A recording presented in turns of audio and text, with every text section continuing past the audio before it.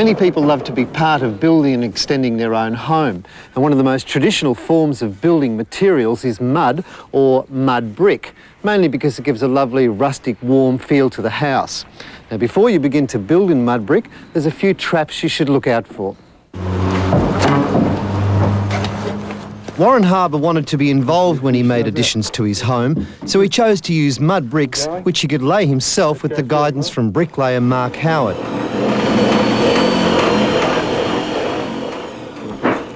Mark, you've been building in mud bricks for a while. Is it very popular? Yes, I find it's quite popular more with owner builders these days. It gives them the opportunity to have a big input in their own home. Do people choose this method because it's more economical? They choose it because it's more economical. They can have a more hands-on input into it. Hands-on, he's really into it. That's right.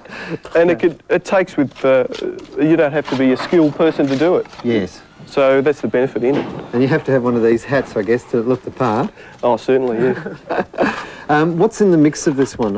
Is there a variety in the mixes too?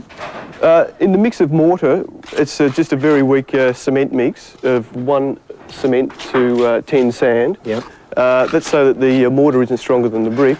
And also, you can also lay in very fine dirt, river silt, and that is also quite good. We'll just have a look. There's a broken one here, or one that you've cut off that's got lots of straw in it, hasn't it? Yeah, the straw acts as a reinforcing to help bond the brick together. Of course. So if a person was actually making their own bricks themselves, does the council have to look at a brick that's going to go into a load-bearing wall? Yes, generally the council will want to physically view the brick, but more importantly they'll want the certification on the brick as well. Right. But even generally, a handmade mud brick that most people do does maintain that standard anyway, so it's quite good from that point of view. And the person doing it themselves, would they need a registered builder around on site to just keep an eye on what they're doing? Yes, they would, just to maintain that it's structurally sound. But apart from that, just a little bit of support here and there, generally a person can do it on their own, yes. Once we've got this wall up, like you're saying, now we brush it down.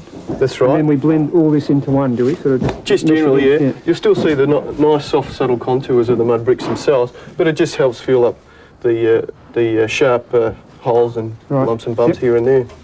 Warren, what we're going to do here is put the reinforcing wire in. Yep. We put this in at every 4th course. This just helps bond the brickwork. Just cloud it into the posts? To the posts and to the window frames. It just helps stabilise the wall. And that goes in at every 4th course, you said? Every 4th course, Ron, that goes in until we get up to 3 metres high, and then it goes in at every 2nd course. Right. That's great. And what about weatherproofing the external wall here? What do you put on that? Well, what we'll do here, because it's an external wall and it will cope with the weather, we'll actually end up bagging it slightly with a cement-based mixture, and then we'll put on a silt coating to soften off that mixture, which is a basis of very fine river silt. And then what we'll do is we put a colour coat on it, which is another product which has also got an additive as an adhesion additive and also a dust-proofing additive as well. Is there a choice in colours, or is it? There's a choice in colours of about 6 or 7 different colours, ranging right through from basic earth tones to still maintain that natural look through to other colours as well. I heard that in the old days they used to use cow dung on the outside. That's true, and we still do that in different applications. Why was that? Well, the cow dung, when it's chewed up in the cow's gut, actually has a secretion in it, I guess. That's right. The secretion is great. It's actually a subtle organic bonding agent and a slight moisture-proofing agent as well. God, you wouldn't want to go near it for a couple of days, though. No, it's you become accustomed to it, but the first few days it's very strong. Just settle the brick down. Got a good feeling. Warren, the timber and mud brick really are compatible, aren't they? That's right, Ron. They are. I think that's a very important part of mud brick construction is the timbers you select. What ones have you got here? What are these beams? These are Oregon beams, and they're from Western Australia. They came out from a wool store. They're beautiful, aren't they? They're great. Yeah. Really rustic, and they go with the mud brick. Yep.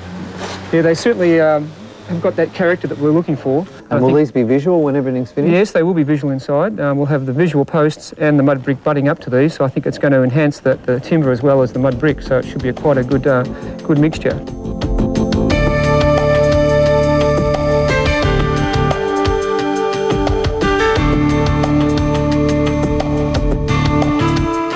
If you're keen to try building in mud bricks, Why not try something small to begin with, like this kiddie's playhouse? Effie and Robin Bardis from Echo Building wanted to build their own home and show how mud bricks can also suit modern architecture. Robin, it would appeal to a lot of people what you did here, and that was to make the mud bricks on the site. Yeah, it was a really lovely thing to do because you can see we've got a beautiful clay soil here. It's perfect for mud bricks. And from the site cut, we took all the mud up there onto the shelf and we made all the bricks there. Gee, and did all the family get involved? Well, yeah, it was lovely. We had brothers and sisters and friends all up helping. We took about 3 weeks to make them all. Gee, that's not long. No, it was quick, and the house only took 8 months to build, which was very fast for a mud brick. If you'd like to build in mud bricks but you don't have the time, or your property doesn't offer the correct soil type, there are companies like Mudlarks who'll make and deliver the bricks for you. The process seems very simple and quite quick when the soil is perfect. It's just a matter of time and patience waiting for the bricks to be ready for use. For example, a brick would take 2 weeks to be ready in summer and could take up to 10 weeks when made in the winter. Well, as you can see, while I've been off finding out how to make mud bricks and looking at all the different applications, Warren and his band of merry men have been very busy. And in fact, in one weekend, they've completely changed the look of the front of this house. And I think it looks terrific. Coming up next, survival in the bush. If you're hungry enough,